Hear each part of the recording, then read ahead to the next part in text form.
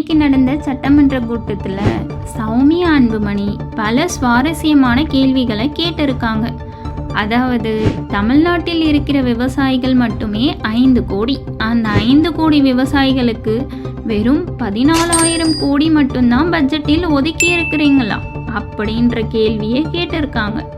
அதுபோல் நம்ம ஊரில் இருக்கிற ஆறுகள் மட்டுமே 35 பெரிய ஆறுகள் இருக்குது. அதை தாண்டி நம்ம எதுக்கு மற்றவங்க கிட்ட தண்ணிக்காக நிற்கணும் அப்படின்ற கேள்வியும் கேட்டிருக்காங்க. நம்ம ஆறுகளில் தடுப்பணைகளை கட்டினாலே நம்மால் நீர்த்தேக்கம் பண்ண முடியும்.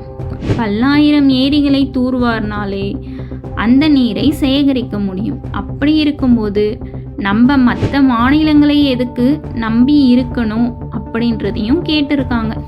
அது மட்டும் இல்லாமல் விவசாயிகளுக்கு இந்த பட்ஜெட் போதுமான அளவு இல்லைன்னு சொல்லியிருக்காங்க.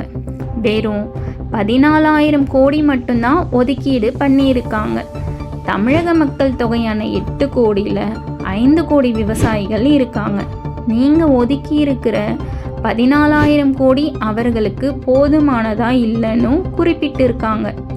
வேளாண் பட்ஜெட்டில் இதை பற்றின புரிதல் மக்களுக்கு இருக்காது என்ற மாதிரி சொல்கிறாங்க. அதுபோல் விவசாய மானியங்கள் வெறும் 1 ஏக்கர் 2 ஏக்கர் வச்சிருக்கிற விவசாயிகளுக்கு புரியறதில்ல. அதிகாரிகள் சரியாக கொண்டு போய் சேர்க்கறதில்ல அப்படின்றதையும் சொல்லியிருக்காங்க. இப்படி பல சுவாரஸ்யமான கேள்விகளை சௌமியா அன்புமணி முன்வைத்திருக்காங்க. இந்த வீடியோ பற்றி நீங்கள் என்ன நினைக்கிறீங்கன்னு கமெண்ட் பண்ணுங்கள், ஷேர் பண்ணுங்கள், லைக் பண்ணுங்கள், சப்ஸ்கிரைப் பண்ணுங்கள்.